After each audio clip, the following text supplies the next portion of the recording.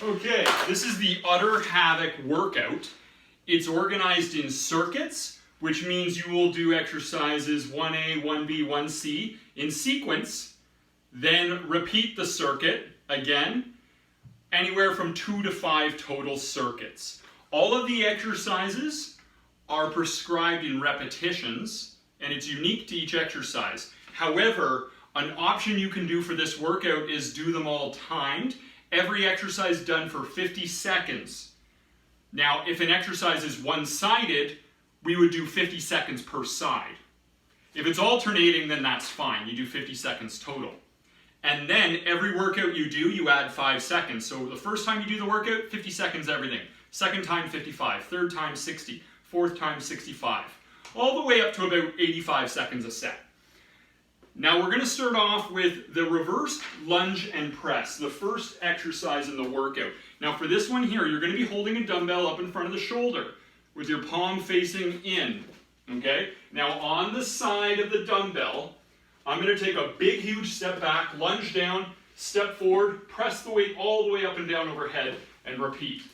Just like this, reverse, lunge and press. And I will do all reps before changing sides. Now as a progression, you can float that lunge leg so that you're doing the press while standing on one leg. It would look like this. Reverse lunge, overhead press while balancing on one leg. Reverse lunge, overhead press while balancing on one leg. That would be the progression there. Now some people aren't allowed to overhead press because of shoulder problems, particularly AC joint problems. If that's you, then I want you just to do a side raise from the top as an alternative. So it would be reverse lunge, side raise. Reverse lunge, side raise. And that would be an adequate alternative if you have sensitive shoulders or for any particular reason you're not supposed to be overhead pressing. Now the next exercise we're going to be doing is the side plank and twist. Now for this one, you're going to be laying on the ground and your feet are going to be laying scissored so that one foot is in front of the other foot by about a fist distance. So your top leg, when you're laying on your side, propped up on your elbow directly below the shoulder, top leg is a fist distance in front of the bottom leg, okay? You're gonna have your fingers beside your ears, elbow out. Step 1, you're gonna lift your hips up from the side.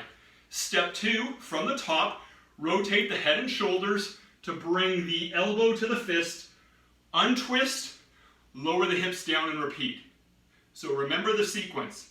Hips up, twist, untwist, hips down. Hips up, twist, untwist, hips down. Powerful movement for your core. Your obliques are really going to be feeling that. Now if it's too hard, you bend your knees and you do it with your knees bent. That'll give you a shorter lever arm. Hips up, twist, untwist, hips down. Hips up, twist, untwist, hips down. So that's what you do only if the first iteration is too hard. Now the next exercise we're going to be going on to is the perpendicular hand push-up. For this push-up, you're going to have one palm like this and one palm like this. You can see they're perpendicular, okay? So I'm going to begin laying face down on the floor to start. And you'll notice that when I do this, this elbow's in nice and tight, and this elbow's out to the side a little bit more. Okay, so you can see the difference in elbow alignment. So now, I'll be laying face down, perpendicular hands, and I'm just going all the way down and up like this. Alright, I'll give you a different view.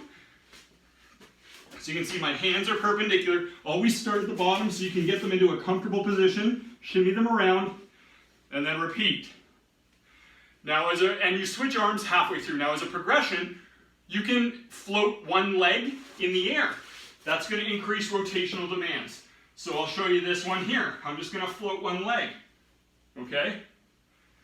As a further progression, you can add a pump at the bottom, where you do like a mini quarter rep at the bottom of each push-up.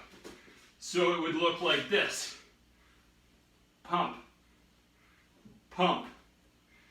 And the final progression would be to do this from your hands and feet for a longer lever arm, all the way down, all the way up. So those are different progressions that you can play with to accommodate, to give you an adequate level of challenge on that exercise. But I'm just going to give you a heads up, it's hard enough just doing the basic movement from the knees. That would conclude circuit 1, those 3 exercises. You do them in sequence, one after the other, then you repeat the circuit. Start off doing about a total of 2 to 3 circuits. You can gently increase that over time, as long as you're keeping your workouts generally under an hour, okay? Now the next circuit begins with the squat and hammer curl drops. So for the hammer curl drops, you're gonna have the dumbbells up in front, like they're at the top of a bicep curl. And you're gonna keep them there as you're doing the squat. And it's only from the top of the squat that you lower them and then curl them back up. That way you're holding a tight bicep contraction the whole time. So I'll stand with the back of my legs against the bench. I sit down, or I sit down, just tap your butt, lower the arms all the way down and repeat. Just tap the rear end, lower and repeat. So you're keeping them in the arm curl position for most of the movement, just like that. That's gonna work your biceps, it's gonna work your hips and thighs. It's also gonna get some serious cardio in.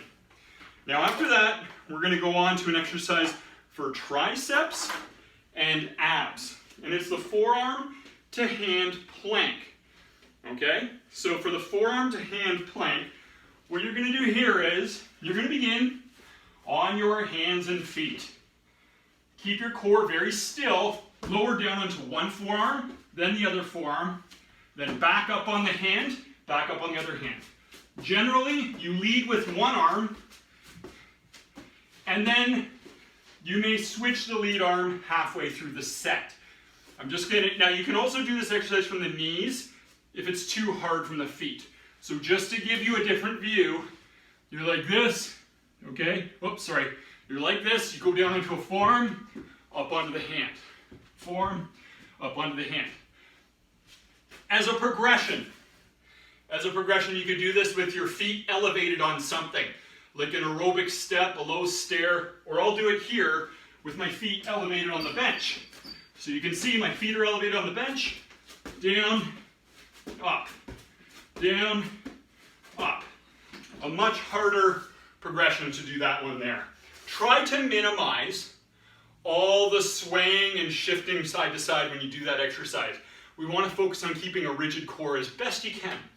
Now the third exercise in that circuit is the break dancer. Now I'm going to go through this one slowly.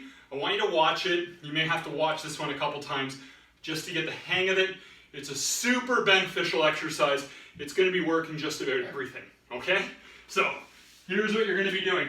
You begin on your hands and knees. You want to have your knees floating an inch off the ground and keep them off the ground the whole time if you can. Now I bring one hand into the karate chop position like this, and then I turn around and I kick through. Okay, then I bring the leg back, and then I plant my hand. Then I go the other way. Kick through, then I plant my hand. Watch again, really slowly. I lift the hand up and I turn, and I kick through, and then back to center. So just to give you another view, if you're doing this, knees are always floating, bring the hand up, do the kick through, back to center, do the kick through. If you have to, you can rest your knees on the mat between each set when you're going between the right and the left side. Only if you have to, okay? Now, that would conclude circuit 2. We're now going to move on to the third and final circuit, which only involves 2 exercises. The first exercise is the elevated roll, which is an amazing core exercise. It's very similar to the break dancer. And it's going to work your shoulders. All the rotator cuff muscles are going to be squeezing around your upper arm bones to keep it stable, and you're going to be firing a lot of your core. So this one here, you start in a similar position to what we did in the break dancer. Knees are floating. This time we lift one leg up behind you and you bring it up and around. Then you twist so that you're face up, push through the heels to bring your hips all the way up, and then stack the arms. So So you can see my arms are like a pillar. Then I bring the arm down first. Then the leg comes through, okay? Now if I go with the other side, you see I start by bringing that leg up and around. I flip into the tabletop position. I push my hips up, stack my arms. Then I dive the arm to return back to center. I'm just going to give you one more view of that because it is a little bit of a technical movement and it's probably something you've never done before. Perhaps after one too many drinks you tried out something similar to this on a wedding dance floor at one point in your life, but that was probably by accident and it may not have been good form either. Okay, on all fours, floating your knees, bring the leg up and across, stack the arms, hips up, dive the hand back to center, bring the leg up and across, push the hips up, now dive the hand back to center. That's that exercise there. Now we got one more to go in this workout, and it's the bird dog drop catch rows. For this one here, you're going to begin on all fours, okay? You've got a weight, and I want you to be holding it way out in front of you so that your arm is straight. Now, you're going to have your opposite leg held up straight behind you. So I'm doing a bit of a glute hamstring isometric here. Now you're going to pull the dumbbell up beside your hip. From here, you're just going to release it in your grip, lower it back down in front. Just a quick little release in the grip. So you're just kind of lightly tossing it within the fingers to get a little bit of a jolt of stability on that. As a progression, you could do 2 drop catches, or 1, 2, 3, then lower down, okay? So just to give you a different view, it would look like this. I'm holding onto the dumbbell. I've got my leg back. The dumbbell's out in front, pull it up, lower down and repeat. All right, now, that exercise is great for rotational stability. It's also gonna work the pull muscles, particularly the upper back muscles. It's a big bang exercise. A lot is happening on that one there. So that concludes the Udder Havoc workout. Udder Havoc is going to be complete Udder Havoc because these are very technical movements that aren't part of mainstream fitness. But they are well known amongst fitness experts for being the exercises that can bring phenomenal results because they really challenge the muscles in very intense and unique ways. And they bring in a whole bunch of different muscles and different angles of force and stabilization that's going to be unique to the body, and it's going to stimulate some beneficial changes and improvements in your functional fitness, your resilience, your resistance to pain and injury. It's going to bulletproof your body. I know you're going to love it. Once again, that's the Udder Havoc workout.